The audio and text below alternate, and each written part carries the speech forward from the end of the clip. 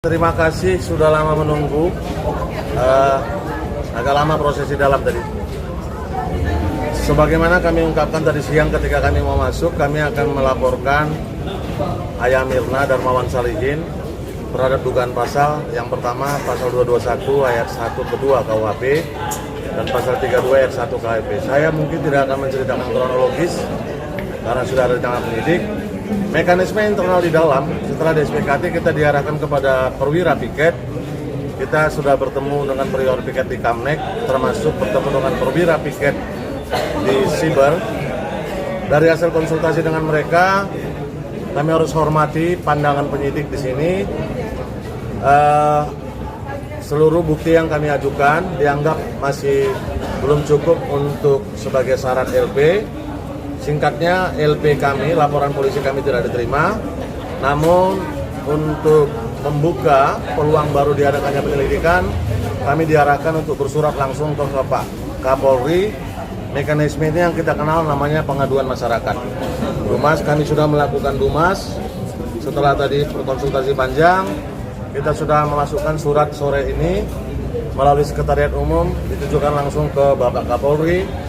Pada pokoknya surat ini sama, menyampaikan hal yang sama, meminta agar dilakukan penyelidikan oleh Polri terhadap dugaan yang kami sebut itu pasal 221 ayat 1 angka 2 KUHP dan pasal 32 ayat 1 Undang-Undang ITE terhadap ayah dari saudara kita Mirna Darmawan Salihin. Itu teman-teman. Bang, tapi kan siapa pelapornya? Pelapornya kami berdua, seluruh kuasa tentu adalah penerima kuasa. Jelas namanya. Tetapi karena nggak mungkin semuanya jadi pelapor, pengadunya saya, Antoni Silo dan Mbak Haryanto, SHM HUM dari Surabaya. Bang, tapi kan ini kasus sudah lama ya, dari tahun 2016. Tapi kenapa baru sekarang akhirnya kalian berusaha untuk mencari keadilan buat Jessica ini? Terima kasih kepada dukungan netizen yang bergulung-gulung sampai hari ini. Saya dengar kalau like di medsos sudah sampai 8M ya. Artinya dukungan netizen itu juga menggugah semua kami yang berprofesi sebagai advokat terhadap sejumlah sajian yang hari ini ada di ruang publik, termasuk yang dicetuskan awal oleh film dokumenter Netflix. Ada kejanggalan itu kemudian dikomunikasikan ke komunitas-komunitas advokat. Itu kita yang membuat, melakukan kajian-kajian, dan kita sepakat ada hal-hal yang menjadi materi laporan. Kalau teman-teman tahu, sebenarnya kami tidak hanya melakukan ayah Mirna, tapi minggu lalu kami sudah melakukan salah satu oknum hakim yang diduga melanggar etik karena melakukan komentar terhadap perkara yang sudah dia putus di luar sidang. Minggu depan kami masih akan melakukan laporan terhadap kejanggalan lain yang terjadi selama persidangan.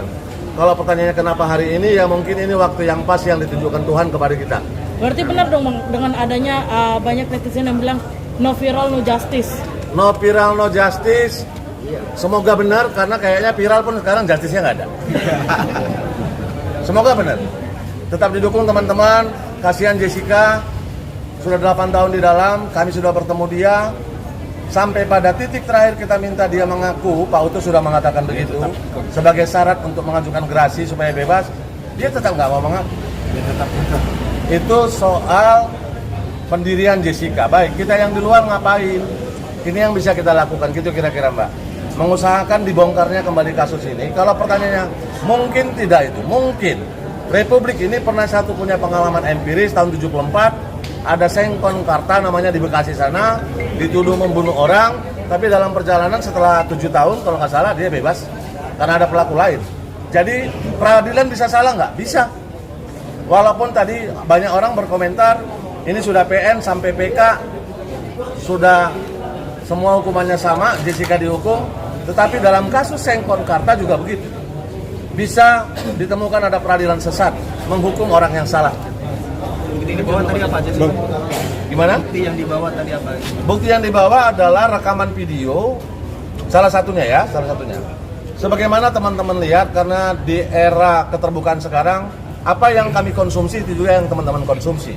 Itu juga yang dikonsumsi oleh masyarakat di medsos, di channel-channel YouTube. Tapi diantaranya saya mau sebutkan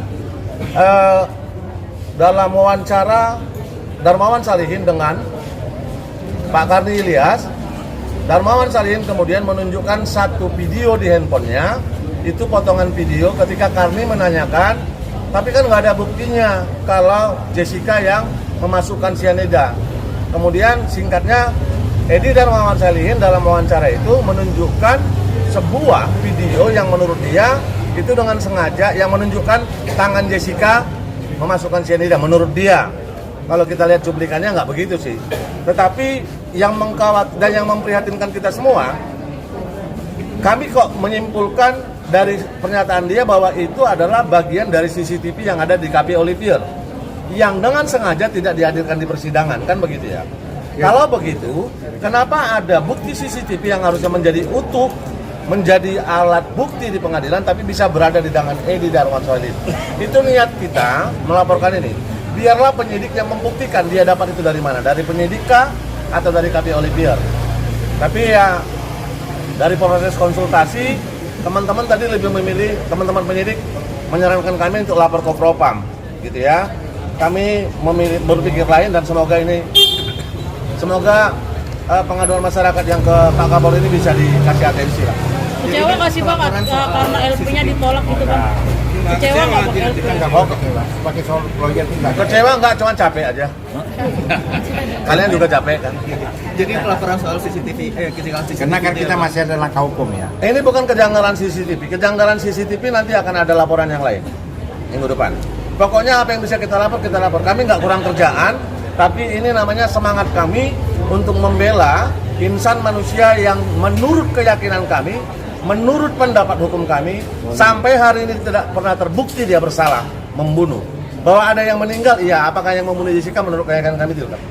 Bang, misalnya kalau berandai nih, anggap Kak yang sudah kalian kerjakan ini tidak membuahkan hasil, bagaimana Bang? Sudah biasa kita. Kalau menang bagi advokat itu sudah biasa, persoalannya bukan itu.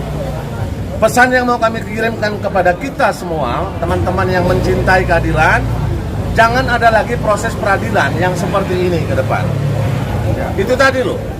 Ada ayah korban pegang barang bukti tidak ada di pengadilan. Ada ayah korban yang cuap-cuap jual-jual nama petinggi-petinggi Polri. Emang dia siapanya polisi ya? Dia cuap-cuapnya ya teman-teman ikut sendirilah. Kami mau kembalikan ini ke koridornya. Kalau betul CCTV yang di tangan ayahnya Mirna itu dari penyidik, silakan nanti diluruskan itu.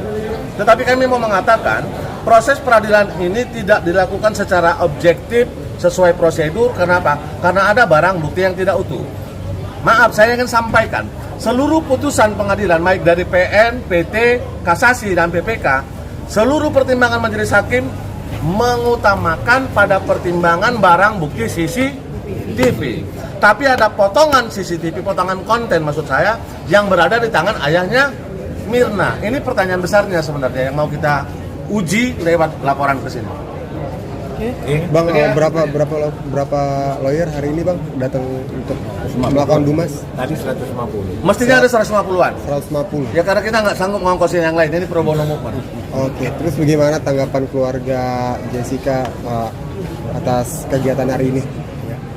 Kalau terhadap kegiatan hari ini kami belum berkomunikasi, tapi Jessica tahu kan kami memang nggak bisa bikin laporan kalau Jessica nggak memerintah kami, gitulah ya dalam bahasa kuasa. Jessica sudah berulang kali berterima kasih lah kalau soal. Saya sampaikan ya. Baik. Jadi yang hadir ini semuanya yang menerima kuasa dari Jessica. Ya. Ada 3.800. Jadi semuanya 3.800. Tapi yang hadir hari ini ada 200-an lah, 150. Itu semua penerima kuasa.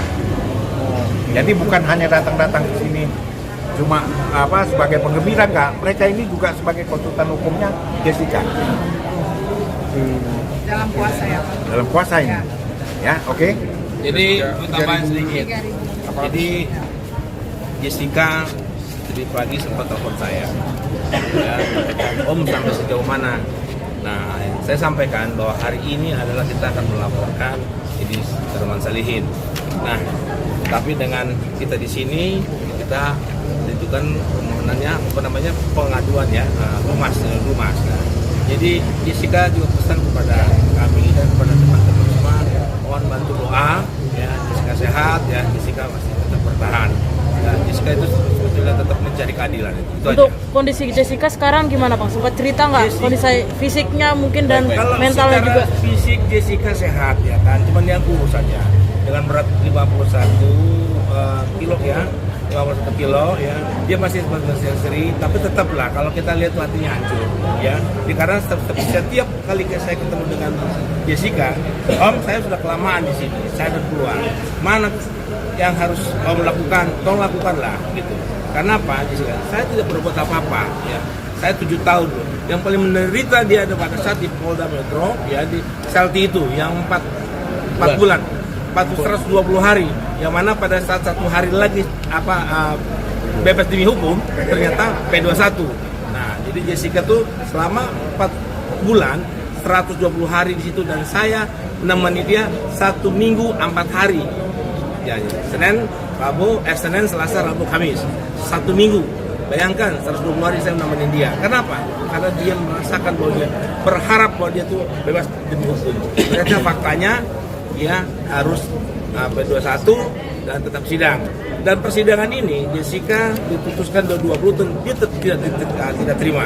Walaupun ditawarkan oleh Bang Otto ada gerasi yang akan diurus ya, akan dilakukan kalau Jessica mau, tapi Jessica, saya tidak akan gerasi. Lebih baik saya ikutin proses hukum ya sampai 20 tahun karena saya tidak berbuat. Itu aja. Berarti bisa dikatakan dong, Abang masih rutin buat mengunjungi Jessica di sel.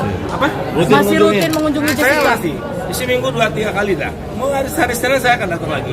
Karena ada minta update hari ini. Karena Sabtu kan nggak bisa kan?